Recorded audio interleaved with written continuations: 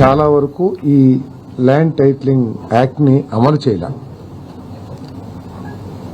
ఈ land titling act మీద stake holders అందరూ కూడా చాలా మంది బహిరంగంగా, అదేవిధంగా పత్రికలు కానివ్వండి, మీడియా కానివ్వండి, అందరూ కూడా పలు సందేహాలను వ్యక్తపరిచారు. అయినా కూడా గత ప్రభుత్వం హడావిడిగా స్టేక్ హోల్డర్స్తో ఎటువంటి సంప్రదింపులు జరగకుండా దాంట్లో వచ్చే లాభ నష్టాలు ఏమిటి, లేకపోతే ప్రజలకి జరిగే నష్టం ఏమిటి అనేది ఆలోచించుకోకుండా ఒక భయంకరమైన చట్టాన్ని, భయంకరం ఎందుకంటున్నానంటే ఈ చట్టం ఉన్నన్ని అమల్లో ఉన్నన్ని రోజులు కూడా ప్రత్యేకంగా సన్న చిన్నకారు రైతులు కానివ్వండి, లేకపోతే చిన్న చిన్న భూ యజమానులు కానివ్వండి, తీవ్రమైన ఆందోళనకి గురయ్యి నిద్రలేని రోజులు కూడా గడిపారని చెప్పేసి మనం చేస్తా ఉన్నాను. ఎందుకంటే గత ప్రభుత్వం చెప్పినప్పటికీ ఇది కేంద్ర ప్రభుత్వం ప్రతిపాదించిన చట్టం, మేము దాన్ని అమలు చేశామని చెప్పేసి చెప్పడానికి ప్రయత్నం చేసినా కూడా నీతి ఆయోగ్ ఏదైతే ప్రతిపాదించిందో దానికి దీనికి పోలిక లేకోకుండా అనేక క్లాజెస్ ని మార్చివేసిన విషయం మనకు కూడా తెలిసిందే. నీతి ఆయోగ్ ప్రతిపాదించిన దాని ప్రకారం ఒక గవర్నమెంట్ ఆఫీసర్ టీఆర్ఓ అంటే ట్రాన్స్ఫర్ రిజిస్ట్రేషన్ ఆఫీసర్ గా, టైటిల్ రిజిస్ట్రేషన్ ఆఫీసర్ గా వ్యవహరించడం జరుగుతుంది. కానీ మన ఈ గత ప్రభుత్వం, ఆంధ్రప్రదేశ్ ప్రభుత్వం చేసిన దాంట్లో మాత్రం అసలు ఎవరు చేస్తారనే దాని మీద ఏమీ లేకోకుండా, అంటే ఎనీ పర్సన్, అది అధికార లేకపోతే ప్రభుత్వం నామినేటెడ్ చేసే వ్యక్తి అనే విషయాన్ని స్పష్టం చేయకోకుండా, అంటే నామినేషన్ చేసే వ్యక్తి ఎనీ పర్సన్ అని చెప్పేసి ట్రాన్స్ఫరింగ్ టైటిల్ రిజిస్ట్రేషన్ ఆఫీసర్ గా వ్యవహరిస్తారని చెప్పేసి చెప్పింది. ఇది ఎంత దారుణమో ఒకసారి ఆలోచించాలని చెప్పేసి మనం చేస్తా ఉన్నాను. అంతేకాకుండా ఈ టైటిలింగ్ రిజిస్ట్రేషన్ ఆఫీసర్ కి అపరిమితమైన అధికారాలు ఇచ్చి ఏది చేయాలన్నా కూడా ఆయనే చేయాలి, ఆయనే ఫైనల్. ఆయన చేసిన తర్వాత ఇటువంటి విభేదాలు ఏదన్నా ఉన్నట్లయితే లోవర్ కోర్ట్స్ కి ఎటువంటి అధికారాలు లేకోకుండా చేసేసింది గత ప్రభుత్వం. అంటే చిన్న రైతు, ఒక కొంట ఉన్న రైతు ఉన్నాడు అనుకోండి, హైకోర్టుకి వెళ్ళగలడా? హైకోర్టులో ఈరోజు ఏ విధంగా ఖర్చులతో కూడుకున్న విషయం మనందరికీ తెలుసు. సో కేవలం హైకోర్టు మాత్రమే వెళ్ళాలి అని చెప్పేసి లోవర్ కోర్ట్స్ కి కంప్లీట్ గా ఎటువంటి అధికారాలను కత్తిరి చేసిన ఈ చట్టం ఎవరిని ఉద్దేశించి, లేకపోతే ఏ సమస్యని పరిష్కరించడం కోసం తీసుకొచ్చింది గత ప్రభుత్వం అర్థం కాకుండా ఉందని చెప్పేసి మనం చేస్తాం. గత ప్రభుత్వం చేసిన ఈ ఏపీ ల్యాండ్ టైటిలింగ్ యాక్ట్ ఏదైతే ఉందో 2022, అది వివాదాలను పెంచే విధంగా ఉంది తప్పితే ప్రజలకి భరోసా కలిగించే విధంగా కానివ్వండి, ప్రజలకి ఇంకా మెరుగైన రిజిస్ట్రేషన్ టైటిలింగ్ విధానాన్ని తీసుకొచ్చినట్టు కానీ ఎక్కడ లేదని చెప్పేసి మనం చేస్తామండి. ఏదైతే చట్టం తీసుకొచ్చిందో గత ప్రభుత్వం, అది రెవెన్యూ వ్యవస్థల్ని, ఇప్పటికి అమల్లో ఉన్న రెవెన్యూ వ్యవస్థల్ని, రిజిస్ట్రేషన్ వ్యవస్థల్ని, అదేవిధంగా ల్యాండ్ రికార్డ్స్ వ్యవస్థల్ని పూర్తిగా ధ్వంసం చేసే విధంగా ఈ చట్టాన్ని తీసుకొచ్చిందని చెప్పేసి మనకి సవినీయంగా మనం చేస్తాను. అంతేకాకుండా కేవలం హైకోర్టుకి వెళ్ళాలి, అసలు ఎటువంటి ఉద్దేశాలతో తీసుకొచ్చిందో కూడా అర్థం కాకుండా ఈ చట్టాన్ని గత ప్రభుత్వం తీసుకొచ్చిందని చెప్పేసి మనం చేస్తూ, మరి అంతేకాకుండా గత ప్రభుత్వ వ్యవహార తీరు చూసి మా ఆస్తులు కూడా తాకట్టు పెట్టుకుంటారేమో. ఎందుకంటే మద్యం అమ్మకాల ద్వారా వచ్చే 20 సంవత్సరాల్లో వచ్చే ఆదాయాన్ని కూడా తాకట్టు పెట్టగలిగిన ఒక ప్రభుత్వం మా ఒరిజినల్ డాక్యుమెంట్స్ వాళ్ళ దగ్గరుంటే ఏమైపోతుందో అనే భయాందోళన కూడా కలిగే విధంగా రిజిస్ట్రేషన్ చేసుకుంటే ఒరిజినల్ డాక్యుమెంట్స్ ఇవ్వము, జిరాక్స్ కాపీలు మాత్రమే ఇస్తాము అని చట్టాన్ని రూపొందించారంటే మరి ఎటువంటి భయంకరమైన చట్టాన్ని వాళ్ళు తీసుకొచ్చారో ఒకసారి ఆలోచించాలని చెప్పేసి మనం చేస్తాను నేను. మరి దాని మూలంగా ఈరోజు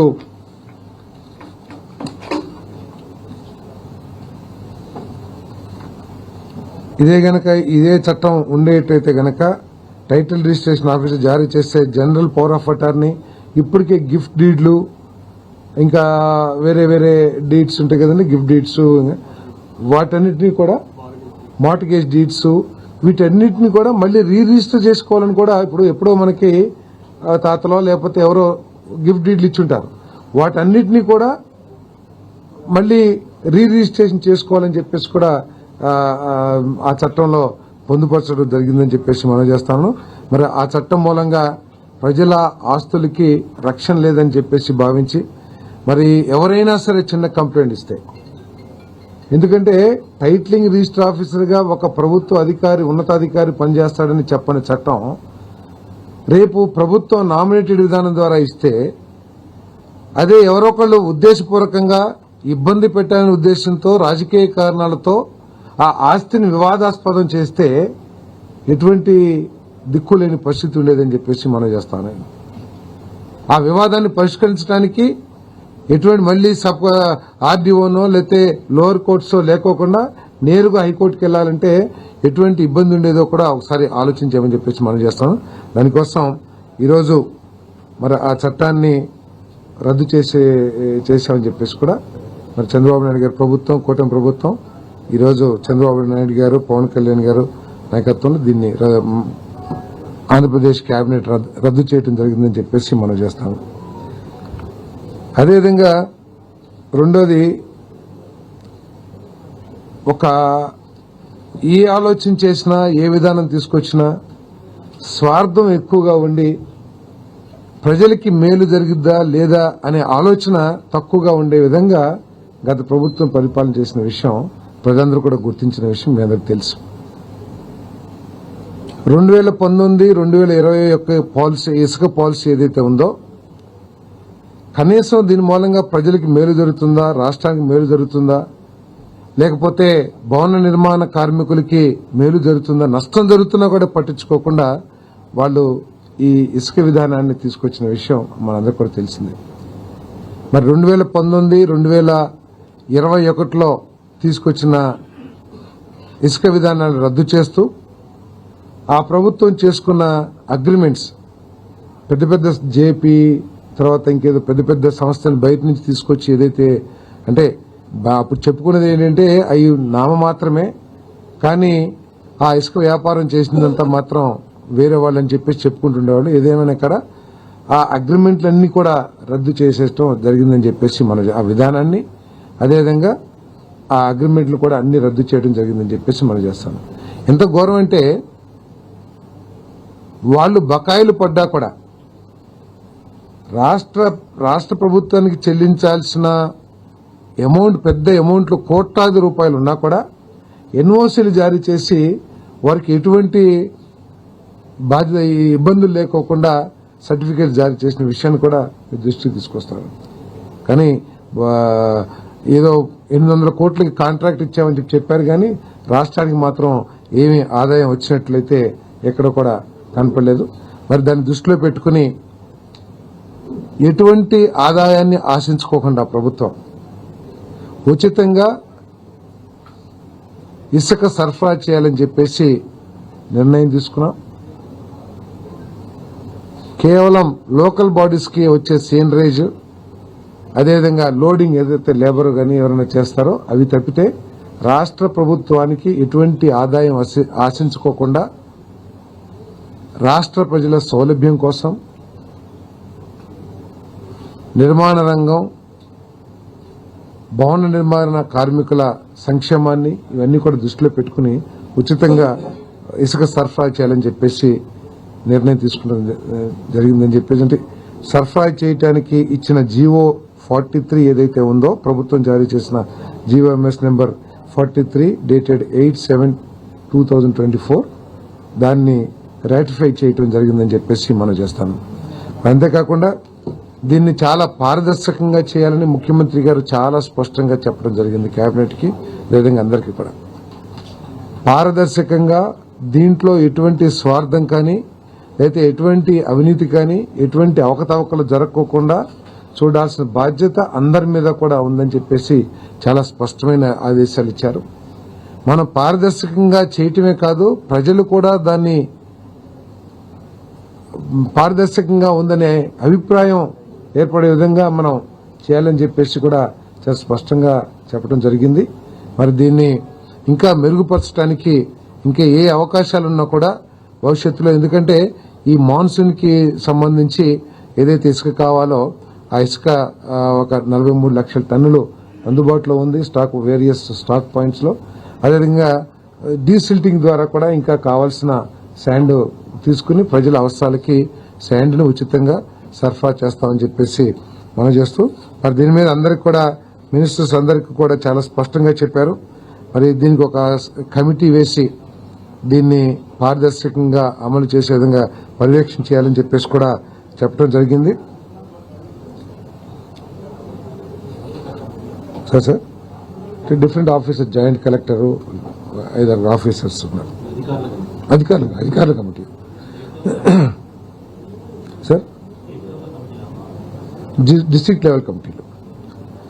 సో గత ప్రభుత్వం ఎంత ఘోరంగా చేసిందంటే సుప్రీంకోర్టు, ఎన్జీటీలు ప్రభుత్వ యంత్రాంగాన్ని, ప్రభుత్వాన్ని ఈ ఇసుకలో జరుగుతున్న అవకతవకలు లేకపోతే వైలేషన్స్ ఏదైతే ఉన్నాయో వాటి గురించి ఇన్ఫర్మేషన్ అడిగితే వాళ్ళ ఆ ఉన్నత న్యాయస్థానాలను కూడా మిస్లీడ్ చేసే విధంగా సర్టిఫికెట్స్ కూడా ఇవ్వబడాయని చెప్పేసి రికార్డ్స్ అన్ని కూడా చెప్తా ఉన్నాయి. ఆ విధంగా కాకుండా సుప్రీంకోర్టు వివిధ సమయాల్లో వెలుబుచ్చిన అభిప్రాయాలు కానివ్వండి, ఎన్జీటీ వెలుబుచ్చిన అభిప్రాయాలు కానివ్వండి, అందరి ఆ అభిప్రాయాలన్నింటినీ కూడా గౌరవిస్తూ ఇక్కడ పారదర్శకంగా ఉచిత ఇసుక ఇచ్చే కార్యక్రమాన్ని చేస్తామని చెప్పేసి కూడా మనం చేస్తామని. మరి దీని తర్వాత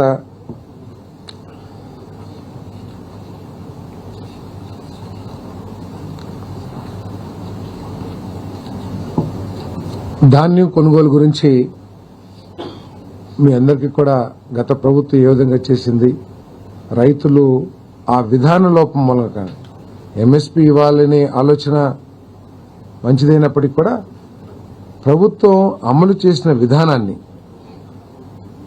ఆ విధానం మూలంగా రైతు సోదరులు ఎదుర్కొన్న సమస్యలు వర్ణనాతీతం అని చెప్పేసి మనం చేస్తామని.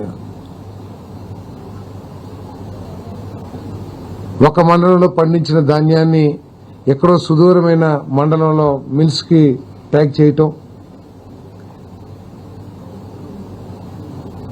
వరి ప్రొడక్షన్ కి సంబంధించి అవగాహన లేకోకుండా ఎన్ని సంచులు కావాలి ఏమిటి అనేది ఒక అవగాహన లేకోకుండా ఆ సంచుల కోసం రైతులు ఇబ్బంది పడే పరిస్థితులు. అదేవిధంగా ట్రాన్స్పోర్ట్ మీద కూడా నియంత్రణ, జియో ట్యాగ్ కావాలి అవి అని చెప్పేసి ఇన్ని మాటలు చెప్పినా కూడా రైస్ మిల్కి వెళ్లిన తర్వాత ఆ ధాన్యాన్ని ఎటువంటి సమస్య లేకోకుండా ఆ రైస్ మిల్లర్ తీసుకుంటున్నాడా లేదా అనేది పర్యవేక్షణ లేకోకుండా, ఆఖరికి రైస్ మిల్లర్స్ వెళ్లిన రైతు దగ్గర నుంచి కొంత సొమ్మును వెనక్కి తీసుకుంటున్న వార్తలు వచ్చినా కూడా, తీసుకునే పరిస్థితులు వచ్చినా కూడా దాని మీద పట్టించుకోకుండా అనేక లోపభూయిష్టమైన విధానాన్ని గత ప్రభుత్వం అమలు చేసిన విషయం మనకు తెలిసిందే. అంతేకాకుండా దాదాపు 90 రోజులు గత రబీ సీజన్లో సేకరించిన ధాన్యానికి 84-90 రోజులైనా కూడా రైతులకు పేమెంట్ చెల్లించకపోవటం మూలంగా రైతులు తీవ్ర ఇబ్బందులకు గురైన విషయాన్ని కూడా తీసుకొస్తాం. దాదాపు 1600 కోట్ల రూపాయలు బకాయి పెట్టేసి వెళ్లింది గత ప్రభుత్వం. దాంట్లో 1000 కోట్ల రూపాయలు వెంటనే మరి చంద్రబాబు నాయుడు గారి ప్రభుత్వం, రాష్ట్ర ప్రభుత్వం రిలీజ్ చేసిన విషయాన్ని కూడా తెలియజేస్తా ఉన్నాను. మరి త్వరలో ఇంకా మిగతాయి కూడా చెల్లించేస్తాం. మరి ఈ అవసరాల కోసం వాణిజ్య బ్యాంకుల నుంచి 2000 కోట్ల రూపాయల రుణాలని సేకరించడం కోసం మరి ఈరోజు కేబినెట్ ఆ ప్రతిపాదనని కేబినెట్ ఆమోదం చేసిందని చెప్పేసి మీకు తెలియజేస్తా ఉన్నాను. మరి ఏదైతే ఇబ్బందులు పడ్డారో రైతులకి ఎంఎస్పి అందించడం కోసం గతంలో రైతులు పడ్డ ఇబ్బందులన్నీ తొలగించే విధంగా మరి వచ్చే సీజన్లో ధాన్యం సేకరణ విధానం ఉంటుందని చెప్పేసి దాన్ని పూర్తి స్థాయిలో పర్యవేక్షిస్తూ రైతులకి ఎటువంటి సమస్యలు లేకోకుండా హ్యాసిల్ ఫ్రీగా ఆ ధాన్యాన్ని సరఫరా చేసే కార్యక్రమాన్ని చేస్తామని చెప్పేసి కూడా మనం చేస్తా ఉన్నాను. అదేవిధంగా వచ్చే సీజన్ కోసం వచ్చే సీజన్లో రైతులకి ఇబ్బంది లేకోకుండా వారికి చెల్లించాల్సిన డబ్బును చెల్లించడం కోసం 3,200 కోట్ల రూపాయలని కొత్తగా రుణం పొందేందుకు రాష్ట్ర ప్రభుత్వ హామీని కోరుతూ వ్యవసాయ సహకార శాఖ చేసిన ప్రతిపాదనకి రాష్ట్ర మంత్రి మండలి ఆమోదం తెలిపిందని చెప్పేసి నేను మనవి చేస్తాను. అదేవిధంగా రాష్ట్రంలో ఉన్న క్రాప్ ఇన్సూరెన్స్ గురించి కూడా మరి చర్చ జరిగింది. లోపభూయిష్టమైన గత 5 సంవత్సరాల్లో సరైన క్రాప్ ఇన్సూరెన్స్ విధానం లేకపోవటం మూలంగా రైతులు చాలా నష్టపోయారు. కేవలం ఒక రబీకి చేస్తే నెక్స్ట్ క్రాప్ కి లేకపోవటం అట్లా లోపభూయిష్టంగా ఉన్న విధానాన్ని గత ప్రభుత్వం అమలు చేసింది. వీటన్నిటి మీద కూడా స్టడీ చేయటం కోసం మరి ఒక కమిటీ ఆర్థిక పౌర సరఫరాలు వ్యవసాయ శాఖ మంత్రులతో మరి ఒక అధ్యయన కమిటీని ఏర్పాటు చేయడం జరిగింది. ఆ కమిటీని వెంటనే 1 నెల రోజుల్లో నివేదిక ఇవ్వాల్సిందిగా కూడా సూచన చేయడం జరిగిందని చెప్పేసి మనం చేస్తాను. మరి దీంట్లో ఇన్సూరెన్స్ విధానం మరి అదేవిధంగా కొత్తగా మరి ఈ సీడ్ మేజ్ ఏది ఉందో మనం విత్తనాలు మొక్కజొన్న విత్తనాలు ఆ ప్రొడక్షన్ నూజివీడు చాలా ప్రాంతాల్లో కూడా ఎక్కువగా ఉంది. దానికి చాలా ఖర్చుతో కూడుకున్న వ్యవసాయ విధానం దాని మీద కూడా మరి ముఖ్యమంత్రి గారు స్టడీ చేయమని మామిడి రైతుల ఇన్సూరెన్స్ కూడా స్టడీ చేయమని చెప్పేసి కూడా ఈ కమిటీకి తెలియచేయడం జరిగిందని చెప్పేసి మనం చేస్తా ఉన్నాను. అంతేకాకుండా కౌలు రైతుల గురించి కూడా చర్చించడం జరిగిందని చెప్పేసి మనం చేస్తాను. ఎందుకంటే కౌలు రైతులకి పూర్తిగా ఆర్థిక సహాయం బ్యాంకుల నుంచి అందట్లేదనే అభిప్రాయాన్ని ముఖ్యమంత్రి గారు మరి కేబినెట్ చర్చించడం జరిగింది. మరి రాబోయే రోజుల్లో తప్పకోకుండా దాని మీద ఒక స్టడీ చేసి ఈ కౌలు రైతు కార్డులు ఏవైతే ఉన్నాయో ఏ విధంగా ఇవ్వాలనే దాని మీద వాళ్ళకి ఎటువంటి ఇబ్బందులు లేకుండా సులువుగా రుణాలు అందించడం కోసం ఎటువంటి విధానాన్ని తీసుకురావాలనే దాని మీద అధ్యయనం చేయమని చెప్పేసి కూడా ముఖ్యమంత్రి గారు సూచించడం జరిగింది. అంటే కౌలు రైతులకు మేలు చేయాలి. ఎందుకంటే దాదాపు ఎక్కువగా వ్యవసాయం ఎస్సీ ఎస్టీ బీసీ చిన్న రైతులందరూ కూడా ఈ కౌలు రైతులుగా ఉన్న విషయం అందరికీ తెలిసిందే. కానీ బ్యాంక్స్ నుంచి గత ప్రభుత్వంలో కౌలు రైతులకు అందింది చాలా తక్కువ. కనీసం ఒక 4-5% కూడా కౌలు రైతులకి రుణాలు అందిన పరిస్థితి గత ప్రభుత్వం లేదు. మరి దాన్ని సులభతరం చేయడం కోసం ఏ విధంగా కౌలు రైతు కార్డులు ఇవ్వాలి వాటన్నిటి మీద కూడా అధ్యయనం చేయమని చెప్పేసి ముఖ్యమంత్రి గారు సూచించారని చెప్పేసి మనం చేస్తాను. అదేవిధంగా 2018లో ఆనాడు ముఖ్యమంత్రిగా ఉన్న చంద్రబాబు నాయుడు గారు ప్రకృతి వ్యవసాయాన్ని ఈ రాష్ట్రంలో 5 లక్షల ఎకరాల్లో ప్రారంభించిన విషయం మీ అందరూ కూడా గుర్తుండే ఉంటుంది. మరి ఆ వ్యవసాయానికి ఈ మరి గుల్బెంకియన్ అవార్డు వచ్చింది. ఇది వ్యవసాయ రంగంలో నోబెల్ ప్రైజ్తో సమానం అని చెప్పేసి మనం చేస్తాను.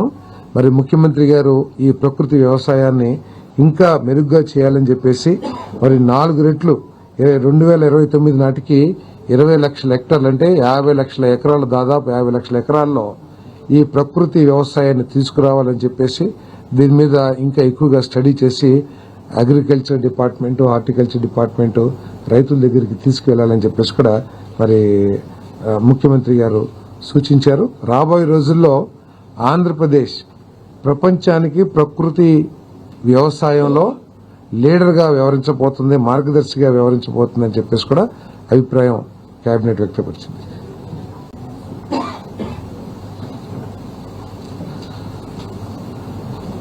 Okay sir. ఏ అసైన్మెంట్?